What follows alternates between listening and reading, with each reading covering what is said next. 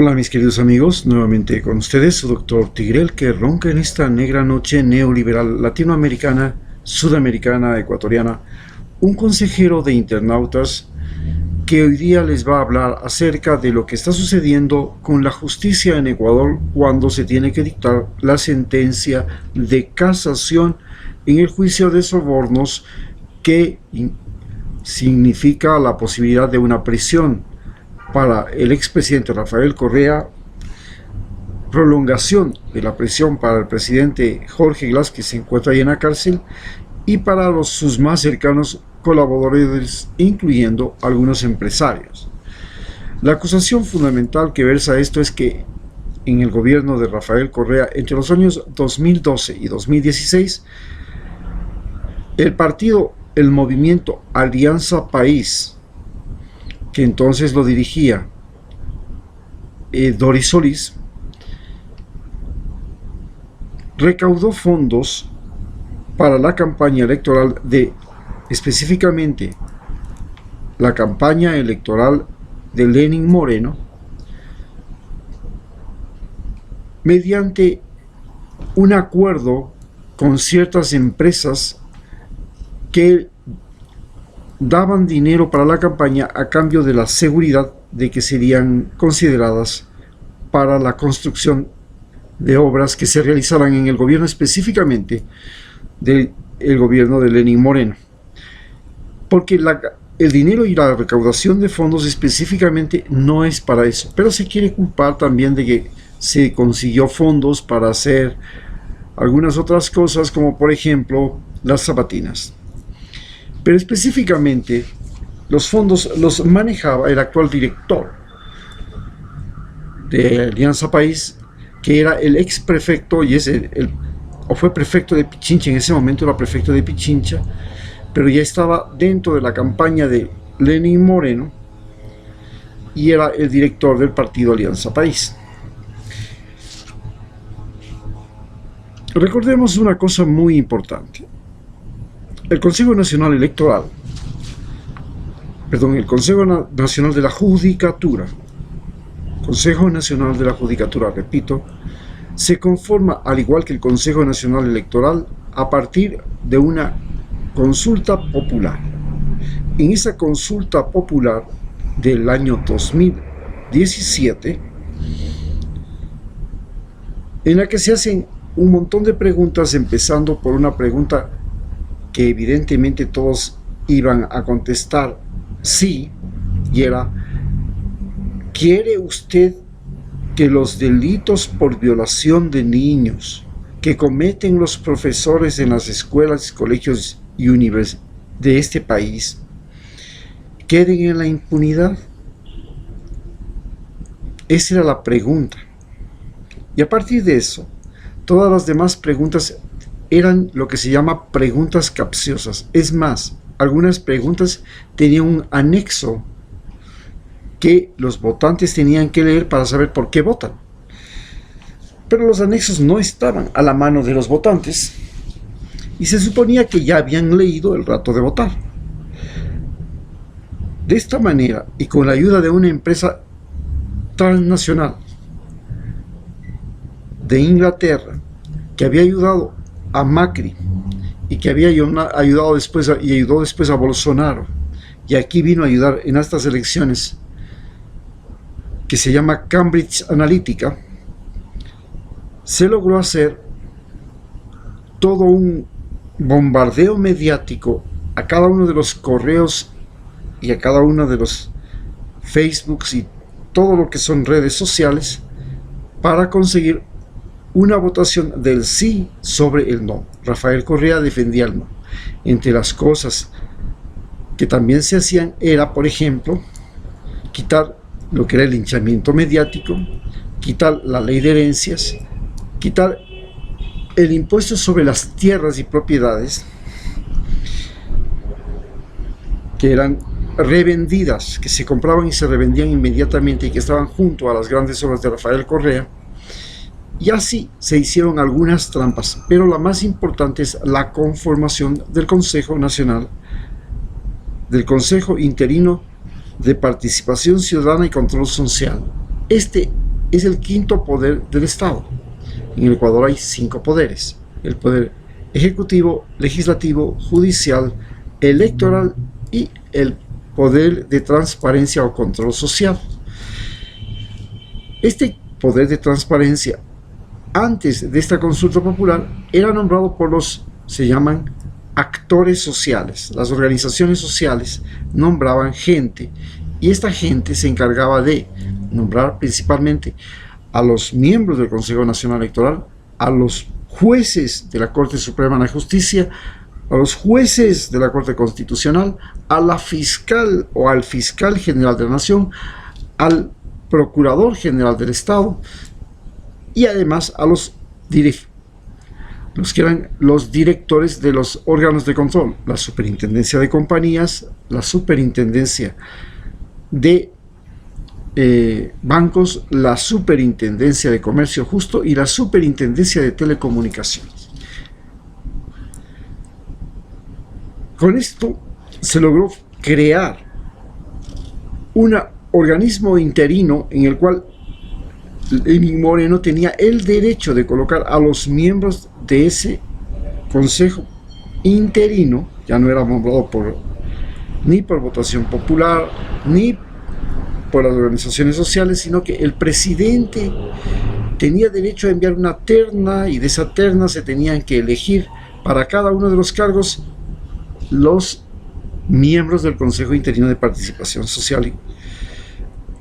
Entre los elegidos estuvieron, recordemos, Julio César Trujillo, un opositor radical a Correa, ex profesor de la Universidad Católica; el coronel, hoy general, Luis Hernández, también opositor a Correa, aunque durante el periodo de Correa no lo fue, y que representaba a los militares retirados, tenía grandes vínculos con el ejército y también con la embajada norteamericana. Luis Macas, un líder de los indígenas que llevó adelante la primera gran protesta masiva de los indígenas en 1990, cuando estaba en el gobierno Rodrigo Borja. Entonces, estos 3 elementos fundamentalmente, más otros 2, se encargaban de nombrar a cada uno de los miembros del Consejo Nacional de la Judicatura. Esta selección, no solamente del Consejo, sino también de la fiscal. Recordemos que hubo todo un proceso de la fiscal, cuestionamiento, porque no tenía las mejores calificaciones. Sin embargo, se le dio el cargo porque ella había perseguido al presidente Jorge Glass y logró, tras esta persecución, que sea sancionado y se encuentre ahora en cárcel. Entonces así aparece entonces que los miembros del Consejo de la Judicatura son personas que estaban políticamente comprometidas. No hacían justicia, hacían política. Y eso es lo que ha pasado a hacerse en el Consejo Nacional de la Judicatura. Tanto la fiscal como los jueces que han sancionado a Correa en la primera, segunda y ahora en la tercera instancia de casación han sido individuos políticamente comprometidos. Y este compromiso político ha sido fundamentalmente con Lenín Moreno y los anticorreístas. De manera que se puede decir que su función en este caso es evitar a toda costa la presencia de Rafael Correa y de los correístas en las próximas elecciones, como cosa más importante. Pero además se suponía que entre las cosas que tenían que hacer era recuperar los, entre comillas, 60.000 millones de dólares que supuestamente Rafael Correa se los había llevado. Viene entonces el gran problema de cómo es la ley en Ecuador. ¿Qué pasa con la justicia en Ecuador? ¿En dónde estamos parados? Entonces descubrimos que la ley, para que exista la ley, debe haber primero esa ley. Para que exista un delito debe haber una ley. Si no existe esa ley, no hay el delito. Y prácticamente las leyes en el Ecuador se han hecho a propósito para perseguir específicamente a los gobiernos que salieron o a los que estuvieron antes en el poder. Es un acto de venganza gran parte de las leyes en Ecuador. Pero también debía haber el delito, y debía ser un delito tipificado, se llama. O sea, identificado, claramente señalado. Si el individuo hace esto, esto otro, él ha cometido un delito. Entonces el delito tipificado debe existir. Pero luego en el juicio deben haber suficientes pruebas para que no quepa una duda razonable. Si cabe una duda razonable, la más mínima duda razonable, no es posible dictar sentencia. Y por último, debe haber un castigo, y ese castigo debe estar señalado en la ley, para que no se improvise ese rato y se le diga, bueno, ahora le vamos a declarar la pena de muerte. Así pues, la finalidad de la justicia es convertirse en una advertencia a las personas para que no cometan el mismo delito o no se atrevan a cometer ese delito. Pero nos enfrentamos a una situación muy especial. Primero, este fenómeno de la persecución política no se ha hecho solamente en Ecuador. Se lo ha hecho también primero en Argentina contra Cristina Fernández, luego se lo hizo a Lula. De esa persecución política se evitó finalmente que Lula pueda participar en las elecciones y gane Bolsonaro. Luego hemos visto que se ha utilizado y se está utilizando también en Bolivia. Se lo ha sacado a Evo Morales y ahora se los persigue judicialmente.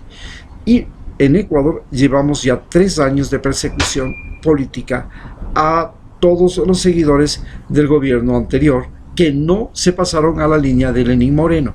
No se le persigue a Lenín Moreno a pesar de haber sido miembro del gobierno anterior, que duró 10 años y 6 de los cuales Lenín Moreno fue acusado. Y recordemos que Lenín Moreno tiene una denuncia de Julian Assange de que él obtuvo de manera dolosa recursos que los puso en paraísos fiscales en Belice y luego en Panamá, y que un presidente ecuatoriano no podía ser presidente si tenía dinero en paraísos fiscales. Entonces Lenín Moreno no podía ser presidente ecuatoriano, debía haber sido destituido por la Corte Constitucional o podía haber sido destituido por el Parlamento Nacional. Pero eso se desoyó y hasta la fecha los denominados INA Papers no han significado una prueba para que Lenín Moreno haya sido destituido o inclusive se encuentre realmente bajo la justicia por recibir sobornos. Recibió sobornos, según la denuncia de Julian Assange, de la compañía Sindohydro en la construcción de la más grande represa de Ecuador, que es Coca-Cola Sinclair. Pero además, como hemos visto, el juicio es sobre fondos de campaña para campaña electoral en el periodo 2012-2016. Y recordemos que la campaña del 2016 fue una campaña que se hizo para que Lenín Moreno y Jorge Glass fueran presidente y vicepresidente. Entonces debía ser el antecedente para destituirle a Lenín Moreno, porque obtuvo el triunfo mediante dineros de soborno, según dice este juicio. Pero no se le juzga a Lenín Moreno, se le juzga a Rafael Correa y se le acusa de que él ha sido el que obtuvo ese dinero, pero no para beneficio de él. Pues entonces, ¿para quién era el beneficio? En estas curiosas situaciones nos encontramos que lo más importante que se ha perseguido en este momento y en esta acción legal es evitar a toda costa que Rafael Correa pueda ser candidato. Y es así como, primero, sí podía ser candidato porque no había todavía esta sentencia en firme que se llama después de la casación. Él presentó los documentos para ser candidato, pero recordemos que Diana Tamaint, la presidenta del Consejo de la Judicatura de origen Shuar, y los indígenas están en contra de Rafael Correa, recordemos eso también, y estuvieron siempre durante su gobierno y ahora. En ese momento, ella le dice, usted tiene que venir a presentarse aquí en Quito. Pero ¿cómo puede presentarse en Quito si existe una orden de captura?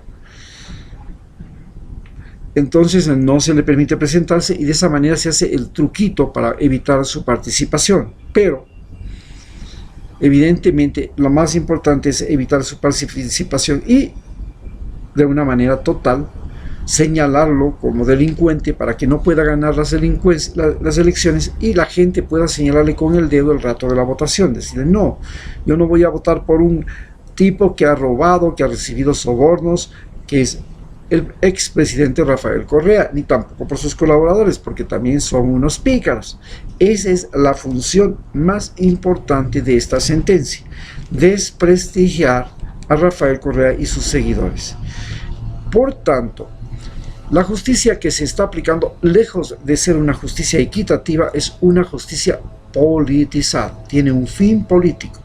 Específicamente, la función es evitar a toda costa la participación de Rafael Correa y de cualquiera de sus aliados o seguidores, o si es que no fuera posible impedir esta participación, como ya se ve, se ha nombrado a Andrés Arauz como candidato, y ahora el trabajo de la Corte Nacional de Justicia, del Consejo Nacional de la Judicatura, es fundamentalmente ratificar que Rafael Correa y sus colaboradores son personas que han cometido un delito, son delincuentes, y que si la gente vota por ellos, entonces están votando por un delincuente. Este es el juego sucio con el cual se ha valido Lenín Moreno para evitar a toda costa que Rafael Correa llegue al poder y pueda pedirle cuentas de lo que fue la pandemia, la venta de los hospitales, las medicinas, los suministros, las compras públicas, los carnets de discapacitados, la separación de funcionarios públicos, el presupuesto del Estado, el endeudamiento internacional, qué se hizo con esa plata, para evitar todo esto, para evitar que Rafael Correa y sus seguidores puedan pedirle cuentas al actual gobierno, es que se está haciendo toda esta acción. Muchas gracias.